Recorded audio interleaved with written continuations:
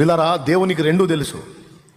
దరిద్రుని తెచ్చి సింహాసనం ఎక్కించడం తెలుసు, పిచ్చి చేష్టాలు చేస్తే ఒక్క తన్నుదాన్ని అక్కడి నుంచి పడేయటం కూడా తెలుసు. ఈరోజు నేను చెప్తున్నా, ఇక్కడ కూర్చుని అందరికీ చెప్తున్నా సభాముఖంగా, దీన స్థితిలో ఉన్నావా, దరిద్ర గుట్టు స్థితిలో ఉన్నావా, శాపాన్ని అనుభవిస్తున్నట్టున్నావా, అవమానాల్లో నువ్వు ఉన్నావా, ఓకే, నువ్వు దేవుని దగ్గరికి వచ్చావు, దేవుని పాదాలు పట్టుకుంటున్నావు, మొర్ర పెట్టుకుంటున్నావు, దేవుడు తప్పకుండా నీకు తోడ్పాటు అందిస్తాడు.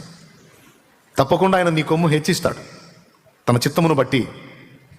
ఇప్పుడో కొంతకాలానికో నీ విశ్వాస్యతను బట్టి, తన విశ్వాస్యతను బట్టి తప్పకుండా దేవుడు నీ కొమ్ము హెచ్చిస్తాడు. ఇప్పుడు నువ్వు ఎదుర్కొంటున్న దరిద్ర గొట్టు బతుకు ఎట్టనే ఉండదు.